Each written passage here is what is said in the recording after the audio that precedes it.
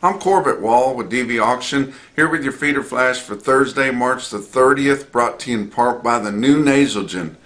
Bovalis Nasogen 3 PMH, a one-of-a-kind respiratory vaccine that provides unmatched protection to young calves, and I know you guys need that this time of year.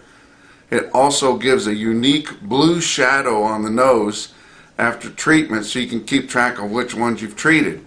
For more information, go to unmatchedprotection.com. Also, the Punchy Pick of the Month contest, we've been having a lot of fun with that. We received a picture back from Perry Williams, who recently won the Punchy Pick of the Month. He's pictured here with his beautiful granddaughter, Ada, with a prize package, and you see all the stuff that he got, including the case of Farapeace and tons of swag from Farapeace, from Beaver Feed of Beaver, Oklahoma, and Beaver County Stockyards. So that just goes to show there's the payoff on the Punchy Pick of the Month. If you guys get a Punchy Pick, send it to punchy@nationalbeefwire.com.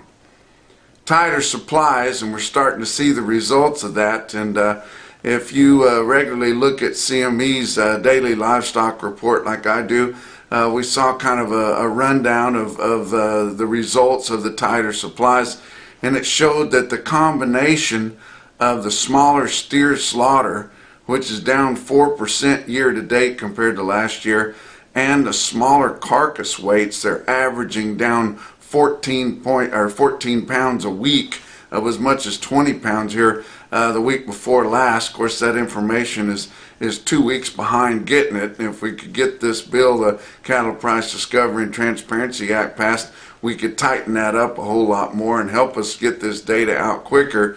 But the combination of those two things calculates to about 15.4 million pounds less beef product for the packers to sell year to date, just from the slaughter steers, not counting slightly smaller heifer slaughter, and our cow slaughters down too, and of course our prices of cows is up big.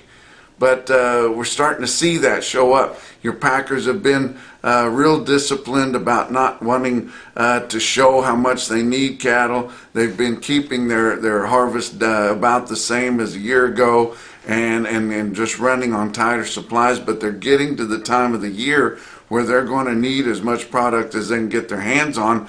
They're likely going to have to step up slaughter significantly, and to get that done, they're going to need significantly more cattle. Probably going to start working on that as we get into April with captive supplies. Probably try to use those 2 to 4 week purchases on delivery purchases to help keep the market from getting away from them as they work to get more cattle. But they're going to have spot market negotiated cattle here to step up their harvest to get it where they need it. They're especially tight in the north. Probably going to have to start trucking cattle from Kansas up north to fill the slaughter needs for those northern plants. Making me a little bit nervous that they might possibly close some of those plants. We haven't heard them say anything like that, but if that does happen, that's likely going to be a jolt on the market. Now, when they close one of those plants, it's a big process to try to get them open back up again, and we hardly ever see them open them back up again. So going into tight supplies, that is something to look out for out there, guys. Not much we can do about it, but we do have several new steer and heifer slaughter plants coming on board here in the next couple of years, so that'll pick the slack up there. But just kind of keep your eyes open, guys, as we work through these tighter supplies. I know it's great for the market, but you know, just watch how these packers respond to these tighter supplies. Let's talk about your board on Wednesday. April live cattle futures were up 87 cents at 165.82. That's the third day in a row, guys. This April is getting up there for a spot market.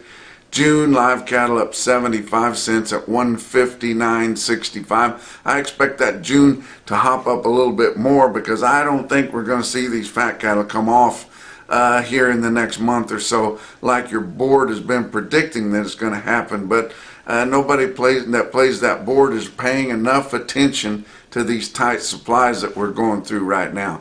Your back months on live cattle up 17 cents to up 95 cents. So good gains this week so far in your live cattle pits. Feeder cattle, they were up big on Monday, backed off a little bit Tuesday.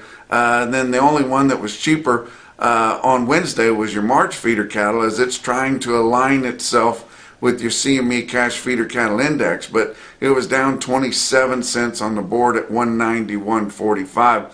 April up 97 cents at 198.20. That sounds pretty good on an 800-pound steer. And then your back months were all up big from $1.02 to $2.05. So these feeder cattle, you guys are thinking right buying these calves, even though they're higher. They're likely going to work for you. We've got to get these feed costs down, but especially if you've got some grass to turn these cattle out on, it's still a good investment to buy these lighter weights to go out on grass for the cheap gain. Talk about your grains. May corn up 3 1/4 cent at 6.50 1/2. December new crop down 1 3/4 cent at 5.70 1/2. Also good for those lighter weights. May beans up 9 1/2 cents and pretty much regained everything that it lost last week, sitting at 14.77 1/4 at the end of regular trading on Wednesday. Fat cattle trade, we still haven't seen hardly any to speak of direct trade of fat cattle negotiated this week, and it's because the few negotiated sellers we have seen what's happened in your brick and mortar fat cattle auctions. They've seen what's happened to the board. There's no basis to jump for. They've got these packers by the short hairs again, and likely going to get the leverage back that they lost for 2 or 3 weeks. And just you guys have to manage your supplies as well or better than the way that the packers manage the supplies all the time. But the only thing we saw on a direct basis confirmed in Iowa was 400 head, mostly at 265 dressed. When I told you on Tuesday at Yankton, South Dakota, they were buying rings full of cattle all day long, and a lot of them as high as 280 dressed standing in the ring in Yankton, South Dakota. But we didn't see any trade out of Nebraska, Kansas, or Texas. And of course, we don't get to see what happens in Colorado. So that's your 5-area feeding region. Did hear of some rumors of some 170 in the north later in the day on Wednesday. I'm not sure if that's going to get reported or not, but there was buyers out there flashing that around a little bit. We may get 170 in the north. That would be a victory. Talk about a brick and mortar sale that also gets significant receipts, and that's Sioux Falls Regional Livestock in Yankton, South Dakota. TV auction broadcaster there. 1,600 head on Wednesday. They called the steers $2 to $5 higher. A lighter test of heifers sold steady to $1 higher. Conventional type fed cattle in Sioux Falls Regional Livestock bring 165 to 175, and some program cattle as high as 177. Not as particular to the program cattle. They're just particular for the most part on quality, and I mean fat. They want those high choice and prime carcasses, guys. Box beef cutout values were lower on Wednesday. Choice cuts 280.29 down 34 cents. Selects 268.90 down 146. Your slaughter 379,000 so far up through the first 3 days of this week. That's 1,000 more than the same point in the week last week, and 9,000 more than the same week a year ago. Talk about what else is going on. Livestock Risk Services, Dakota Moss there in the Exchange Building at the Oklahoma National Stockyards. He is the LRP specialist along with his team of agents that you see here listed along with him. But, it's time to stop thinking about it and look into it, guys. If you're turning cattle out this spring and this summer, you've got to get an LRP on them. It is an absolute no-brainer. These prices are too high not to be, hedging yourself in some form or fashion. And if it's backgrounding cattle, LRPs are the best way to do that. go to livestoccriskservices.com. Let's talk about your feeder cattle market. Your real-time index on DV auction late in the day on Wednesday sitting at 190.56. That's up $1.06. Big gain here middle part of the week on a 7-day moving average, guys. I'm going to tell you about it here in just a second. Coming to you from Hannibal, Missouri. I got to have dinner and a good visit with my really good friend Greg Harrison from Perry, Missouri, that used to be a co-worker of mine, works for Missouri Department of Agriculture, long time friend of mine, but enjoyed that. But on Thursday, going to be giving a presentation in Golden, Illinois for B&B Livestock Supply and Trailers from Camp Point, Illinois. So I'm not sure if you guys have seen the advertisements for that, but if you're in the area, Golden, Illinois, haven't been there to memory, but I think there's only one place to really have something in that burg. But you guys can come by that location and watch a presentation from yours truly. Let's talk about your big sales on Wednesday. OKC West, El Reno, Oklahoma. Their 2-day sales, 6,400 head, and the runs were lighter this week in central Oklahoma, both at the city and at El Reno. But feeder steers at El Reno sold $2 to $5 higher on Wednesday. Feeder heifers were $1 to $3 higher. The calves on Tuesday, steer calves were mostly steady to $2 higher. Heifer calves $6 to $9 higher, guys. Big gains, central Oklahoma this week on your feeder cattle and calves. Go to another market north of there, Winter Livestock in Dodge City, Kansas, 3,100 head for them. Feeder steers and heifers $2 to $3 higher. Steer and heifer calves $4 to $10 lower is what they called them, but you have to be a little bit nervous about the market calling on that. Probably a lot of new crop calves involved in that. Condition probably not as good as what they've had recently, but still good demand for turnout cattle, although they're hard to find, those old croppers. Talk about your Zoetis stick-out sale of the day, and man, was it a doozy. Stockman's Livestock Market in Yankton, South Dakota. Greg Ryken absolutely has that sale on rails. Both the fat cattle sale on Tuesday, the feeder cattle sale on Wednesday. The market was higher. You can look at this automated market report through Cattle Market Central and you can see how much higher.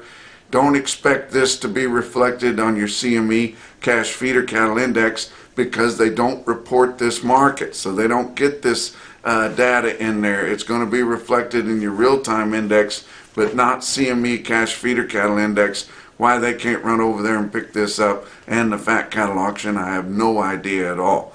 But look at your best tested weights out of Stockman's Livestock in Yankton, and you see 431 head of 7-weight steers that average 735 with a weighted average price of $214.85. That is more than $10 higher than a week ago. Including in there as one big load, 84 steers weighed 709 at $223. Wow. 493 head of your 8-weight steers in Yankton averaged $854 with a weighted average price of $191.54. That was just about $1 lower than last week, and they had some really stick-out deals last week. But check out 362 head of 9-weight steers in Yankton, South Dakota. The average $959 with a weighted average price of $183.88, about $3 higher on your weighted average. Including in there was the stick-out sale of 96 head, 959-pound steers that bring 187.10. Are you kidding me? How about heifers?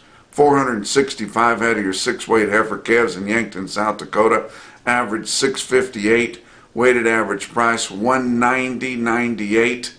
How about 619 head of 7-weight heifers that averaged 762 pounds altogether and had a collective weighted average price of $185.89, more than $5 higher than the weighted average on 7-weight heifers a week ago.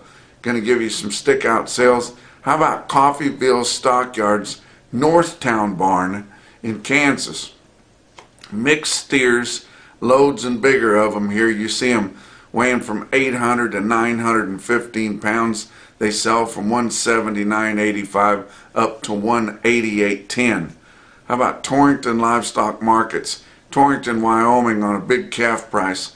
182 head of steer calves out of Torrington, weighed 540 pounds at $271. Russell County Stockyards, Russell Springs, Kentucky. Think about where that's at, guys. On some feeder steers. 67 head of them standing in the ring in Russell Springs, Kentucky, weighed 810 pounds, bring 198.35. My goodness. But your Macrocin, no BS, top quote for the day, indeed come out of Stockman's Livestock Market in Yankton, was not included in the automated market report that I gave you a while ago, but it was 365 head of big feeding steers, weighed 1,011 pounds at 182.85. And that's your feeder flash for Thursday.